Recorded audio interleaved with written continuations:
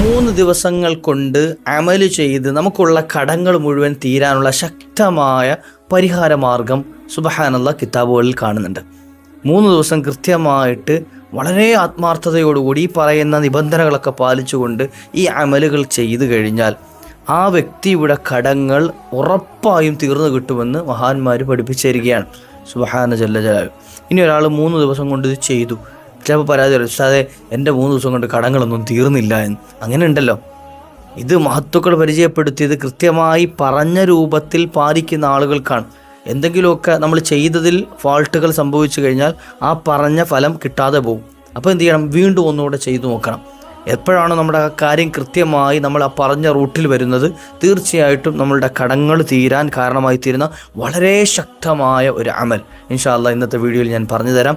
കടം കൊണ്ട് പ്രയാസപ്പെടുന്നവരെ, ബുദ്ധിമുട്ടുന്ന ആളുകളെ, സാമ്പത്തിക ഞെരുക്കത്തിൽ കഴിയുന്നവരെ നമുക്കുള്ളൊരു വലിയ പരിഹാരം കൂടിയിട്ടാണ് നമ്മൾ ഇത് സ്വന്തമായി ചെയ്യുകയും അതുപോലെ തന്നെ നമ്മുടെ കുടുംബത്തിലൊക്കെ കടം കൊണ്ട് പ്രയാസപ്പെടുന്ന കൂട്ടുകാരിൽ ബുദ്ധിമുട്ടുന്ന ആളുകളിലേക്കൊക്കെ എന്ത് ചെയ്യുക, ഇതൊന്ന് ഷെയർ ചെയ്ത് കൊടുക്കുക. അല്ലാഹു സുബ്ഹാനഹു വ തആല നമ്മയൊക്കെ ഖബൂലാക്കട്ടെ. വീഡിയോ മുഴുവനും കേൾക്കണേ, മറ്റുള്ളവരിലേക്ക് എത്തിച്ചു കൊടുക്കാം.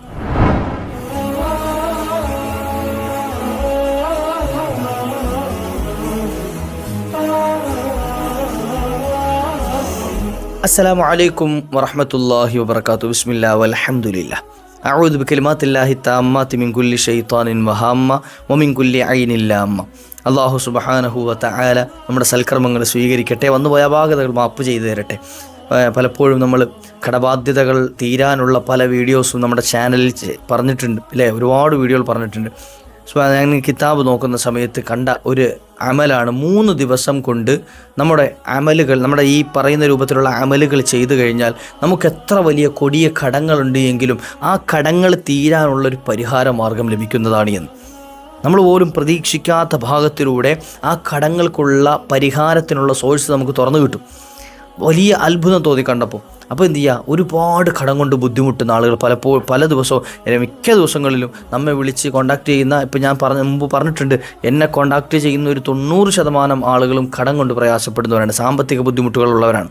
അപ്പോൾ അവർക്കൊക്കെ ഉള്ളൊരു പരിഹാര മാർഗ്ഗം ഞാൻ പറഞ്ഞു തരികയാണ്. ചെയ്യാൻ കഴിയുന്ന ആളുകളൊക്കെ നല്ല ആത്മാർത്ഥതയോടുകൂടി ഇഖ്ലാസോടുകൂടി ഇൻഷാ അല്ലാഹ് ചെയ്യാൻ ശ്രമിക്കുക. ഒരുപാട് ആളുകൾക്ക് പല പരിഹാരങ്ങളും ചെയ്തു കൊടുത്തിട്ടുണ്ട്. അല്ലാഹുവേ, എല്ലാവർക്കും നീ ഫലം നൽകണേ അല്ലാഹ്, എല്ലാവർക്കും നീ ഖൈർ നൽകണേ അല്ലാഹ്, എല്ലാവരുടെയും കടബാധ്യതകൾ, സാമ്പത്തിക പ്രയാസങ്ങൾ നീക്കി കൊടുക്കണേ അല്ലാഹ്. നിങ്ങളും ആത്മാർത്ഥമായി ദുആ ഇറക്കണം. ഇനി ഒരുപാട് ആളുകൾക്ക് ഫലം കിട്ടാനുള്ളവരുണ്ട്, വിഷമം പറഞ്ഞവരുണ്ട്. അല്ലാഹു അവർക്കും നീ എത്രയും പെട്ടെന്ന് അവർ ഉദ്ദേശിച്ചതുപോലെ മനസ്സിനിണങ്ങിയ ഒരു വലിയ മൻഫഅത്ത് അവർക്ക് നൽകി അനുഗ്രഹിക്കണേ റഹ്മാനെ. ഇൻഷാ അല്ലാഹ് കടം തീരാനുള്ള ഒരു 3 മാർഗ്ഗങ്ങൾ ആദ്യം ഞാനൊന്ന് പറഞ്ഞുതരാം. ഒരു 3 മാർഗ്ഗങ്ങൾ, അത് കൃത്യമായി നമ്മുടെ ജീവിതത്തിൽ ഒന്ന് പാലിക്കുക, നമ്മുടെ ജീവിതത്തിൽ ഒന്ന് കൊണ്ടു നടക്കുക, അത് കൃത്യമായി നമ്മുടെ ജീവിതത്തിൽ ഒന്ന് പാലിക്കുക. അതെന്ത് ചെയ്യുക, അക്കൂട്ടത്തിൽ ചെയ്യാനുള്ളൊരു അമൽ ഇൻഷാ അല്ലാഹ് നമ്മുടെ വീഡിയോയുടെ അവസാനവും ഞാൻ ചേർത്ത് പറഞ്ഞുതരാം. അതുകൊണ്ട് എന്ത് ചെയ്യുക, കൃത്യമായി പാലിച്ചുകൊണ്ട് ഈ ഒരു അമൽ ചെയ്ത് കഴിഞ്ഞാൽ ഉറപ്പായി നമുക്ക് ഫലം കിട്ടും. അല്ലാഹു തൗഫീഖ് നൽകട്ടെ. ഒന്നാമതായി, കടം തീരാനായി നബി സല്ലല്ലാഹു അലൈഹി വസല്ലം തങ്ങൾ പഠിപ്പിച്ചു തന്ന ഈ ഒരു ദുആ നിങ്ങൾ എന്ത് ചെയ്യുക, പതിവാക്കുക. ദിവസവും, എല്ലാ ദിവസവും ഫജ്റിന് ശേഷം, അതായത് സുബഹി നിസ്കാരത്തിന് ശേഷം 11 തവണയും ഇശാ നിസ്കാരത്തിന് ശേഷം 11 തവണയും ഈ പറയാൻ പോകുന്ന ദുആഇനെ ഉറപ്പായും പതിവാക്കണം. സുബഹിക്ക് ശേഷവും ഇശാ നിസ്കാരത്തിന് ശേഷം 11 തവണ കേട്ടോ. ഇൻഷാ അല്ലാഹ് ഈ ദുആ പഠിച്ചു വെക്കുക, അല്ലെങ്കിൽ സ്ക്രീൻഷോട്ട് എടുത്ത് വെക്കുക. ഇനി എഴുതി വെക്കാൻ പറ്റുമെങ്കിൽ അങ്ങനെ എഴുതി വെക്കുക ഇൻഷാ അല്ലാഹ്. اللهم إني أعوذ بك من الهم والحزن وأعوذ بك من العجز والكسل وأعوذ بك من الجبن والبخل وأعوذ بك من غلبة الدين وقهر الرجال. ഈ ഒരു ദുആ നമ്മൾ മുമ്പും ഇതിൻ്റെ ഒരു വീഡിയോ, ഈ ഒരു ദുആഇന് മാത്രമായിട്ടൊരു വീഡിയോ നമ്മൾ മുമ്പ് ചെയ്തിരുന്നു. ഇൻഷാ അല്ലാഹ് ഇത് ഈ അമലുകളുടെ കൂട്ടത്തിൽ പറയപ്പെടുന്ന ഒരു ദുആയാണ്. അപ്പോൾ ഈ ദുആ എന്തായാലും രാവിലെയും വൈകുന്നേരം, അതായത് ഇശാ നിസ്കാരത്തിന് ശേഷവും ഫജ്ർ നിസ്കാരത്തിന് ശേഷം 11 തവണ ഉറപ്പായും പതിവാക്കിയിരിക്കണം. എന്താണ് ആ ദുആഇൻ്റെ അർത്ഥം പറഞ്ഞിട്ടുണ്ട്. അല്ലാഹുമ്മ ഇന്നി അഊദു ബിക മിനൽ ഹമ്മി വൽ ഹസൻ. അല്ലാഹുവേ, മനപ്രയാസത്തിൽ നിന്നും ടെൻഷനിൽ നിന്നൊക്കെ ഞാനിതാ നിന്നോട് കാവൽ തേടുന്നു അല്ലാഹ്. അതുപോലെ അഊദു ബിക മിനൽ അജ്സി വൽ കസൽ, ഞാൻ എന്ത് ചെയ്യുക, ആശക്തിയിൽ നിന്നും മടിയിൽ നിന്നുമൊക്കെ ഞാൻ കാവൽ തേടുന്നു.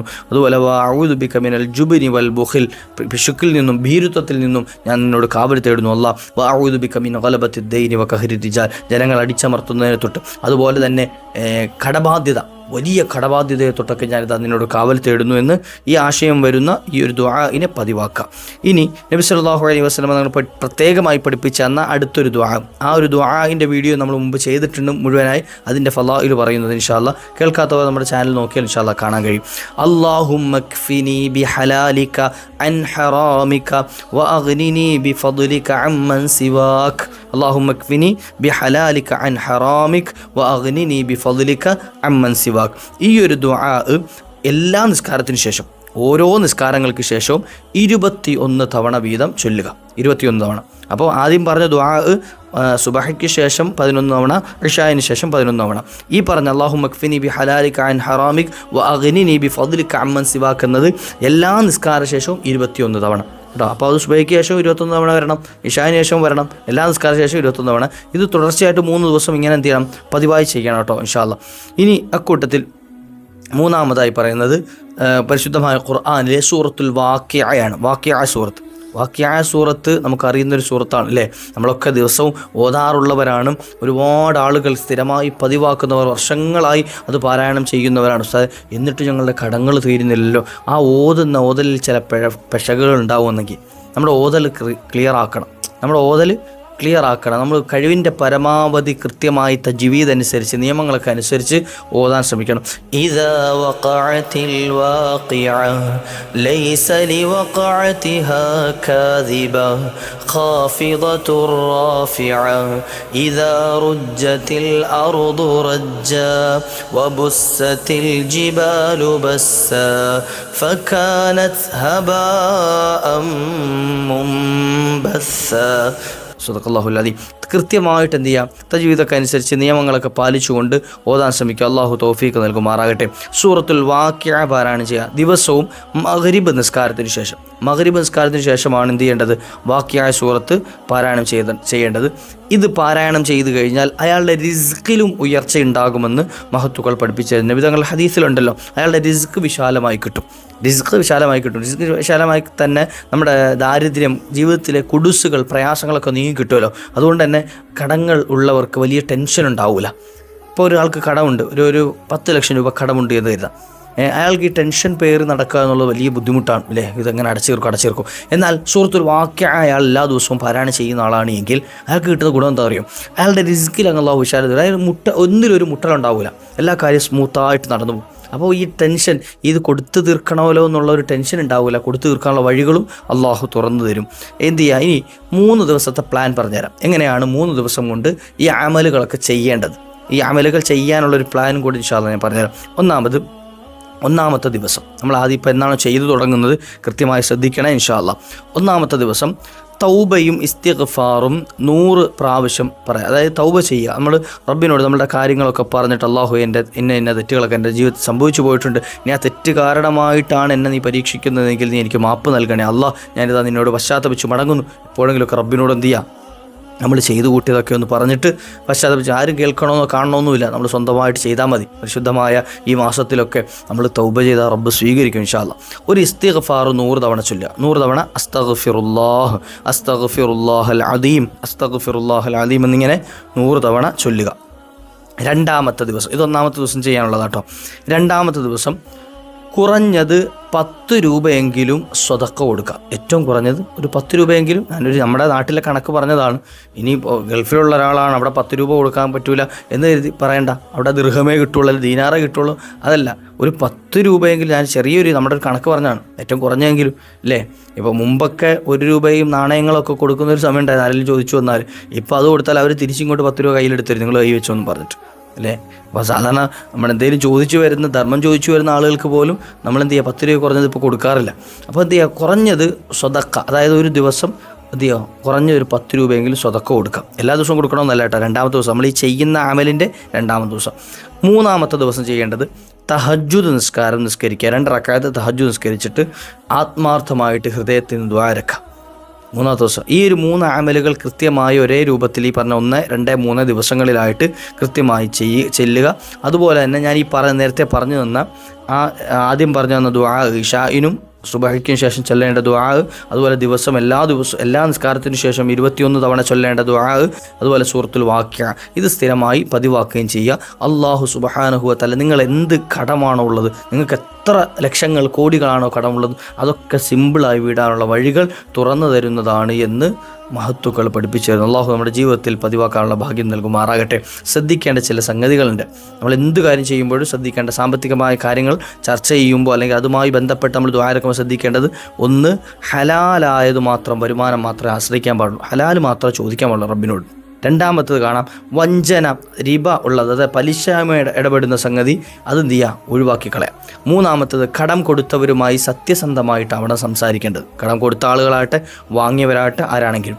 നാലാമതായി കാണാം, ചെറുതാണെങ്കിലും സ്ഥിരമായി അടയ്ക്കാൻ എന്ത് ചെയ്യാൻ തുടങ്ങാം. അപ്പോൾ നമ്മൾ കടം വാങ്ങി 1 ലക്ഷം രൂപ ഒരാളിൽ നിന്ന് കടം വാങ്ങി, അല്ലെങ്കിൽ 2 ലക്ഷം രൂപ 10 ലക്ഷം രൂപ കടം വാങ്ങി, നമ്മളിത് എന്ത് ചെയ്യുക, ഒന്നിച്ചങ്ങോട്ട് കൊടുക്കാമെന്നുള്ള ധാരണയിൽ ഇരുന്ന് കഴിഞ്ഞാൽ നമുക്കത് വലിയ ഭാരമായി തോന്നും. അതേസമയത്ത് എൻ്റെ കയ്യിലൊരു 2000 രൂപ കിട്ടി, ഉദാഹരണം പറയാം കേട്ടോ, 2000 രൂപ കിട്ടി, അല്ലെങ്കിൽ ഒരു 3000 രൂപ എനിക്ക് എന്ത് ചെയ്തു, എവിടുന്നോ കിട്ടി, എനിക്കിപ്പോൾ തൽക്കാലം നിലവിൽ അത്യാവശ്യമൊന്നുമില്ല, എന്നാൽ എന്ത് ചെയ്യുക, പെട്ടെന്ന് ഈ 3000 കൊണ്ടുവന്ന് ആ വാങ്ങിയ ആളുടെ കയ്യിൽ കൊടുക്കുക, ബാക്കി ഞാൻ തരാം കേട്ടോ ഇൻഷാ അല്ലാ, ഞാൻ കിട്ടുന്നതനുസരിച്ച് ഇങ്ങനെ തരാമെന്ന് പറഞ്ഞാൽ ആ ആൾക്കൊരു സമാധാനം ഉണ്ടാവും. ചില ആളുകൾ കടം വാങ്ങി ഇങ്ങനെ കൂട്ടും, തിരിച്ചു കൊടുക്കൂല, അങ്ങനത്തെ ചില ഹമുക്കുകളുണ്ട്. അല്ലാഹു സുബ്ഹാനഹു വ തആല കാത്ത് രക്ഷിക്കട്ടെ അതിൽ നിന്ന്. ഇങ്ങോട്ട് വാങ്ങാൻ നല്ല ഉഷാറായിരിക്കും, പക്ഷെ എന്ത് ചെയ്യൂല, തിരിച്ചു കൊടുക്കാൻ ആ ഉഷാറുണ്ടാവില്ല. നമ്മൾ അങ്ങനെ ആകാൻ പാടില്ല. വാങ്ങുന്നവരാണെങ്കിൽ കൈക്കോട്ട് മാതിരി ഇങ്ങോട്ടെന്ന് മാത്രം പാടില്ല, അങ്ങോട്ടും വേണം. ഈ വാങ്ങുന്നത് കൊടുക്കണം, ഹക്കല്ലേ. അപ്പോൾ എന്ത് ചെയ്യുക, ഉള്ളത് അനുസരിച്ച് എന്ത് ചെയ്യുക, 2000 3000 എത്ര പറ്റുന്നത് എന്ത് ചെയ്യുക, അത് കൊടുത്തു തീർന്നാൽ അത്രയും സമാധാനം നമുക്ക് കിട്ടുകയല്ലേ. അത് കിട്ടുന്ന ആൾക്കും സമാധാനമുണ്ട്, വാങ്ങുന്ന ആൾക്ക് എന്ത് ചെയ്യുക, അയാൾ തിരിച്ചു തരുന്നുണ്ടല്ലോ എന്നൊരു സമാധാനമുണ്ട്. നമുക്കൊരു ഇട കിട്ടാൻ, അതായത് ഒരു സാവകാശം കിട്ടാൻ കാരണമായി തീരും. ഇത് ചോദിച്ചാൽ വിളിച്ചായിട്ട് ഫോൺ എടുക്കത്തില്ല, ചോദിച്ചാൽ മൈൻഡ് ചെയ്യത്തില്ല, എല്ലെക്കൊണ്ടെങ്കിലും കണ്ടു കഴിഞ്ഞാൽ ആലുവ മണപ്പുറത്ത് കണ്ട ബന്ധം പോലും ഉണ്ടാവില്ല, മൈൻഡ് പോലും ചെയ്യൂല. അത്തരത്തിലുള്ള ബന്ധങ്ങളൊക്കെ ശിഥിലമാകാൻ കടം വാങ്ങൽ കാരണമായി തീരും. അപ്പം അങ്ങനെ കുറഞ്ഞാണെങ്കിലും അടച്ചു തീർക്കാൻ ശ്രമിക്കുക. അല്ലാഹു സുബ്ഹാനഹു തആല നമ്മുടെ കാര്യങ്ങളൊക്കെ റാഹത്താക്കി തരട്ടെ. അപ്പം ഈ അമലൊന്ന് ചെയ്ത് നോക്കാം കേട്ടോ ഇൻഷാ അല്ലാഹ്. നല്ല നിയ്യത്തോടു കൂടി ചെയ്യുക. അല്ലാഹു എല്ലാ കടങ്ങളും തീർത്തു തരും ഇൻഷാ അല്ലാഹ്. അല്ലാഹു നമ്മയൊക്കെ കടങ്ങളൊക്കെ വീട്ടി റാഹത്തായി കണ്ണടയ്ക്കാനുള്ള ഭാഗ്യം നൽകട്ടെ. വ ആഖിറു ദഅ്വാനാ അൽഹംദുലില്ലാഹ്. അസ്സലാമു അലൈക്കും വറഹ്മത്തുള്ളാഹി.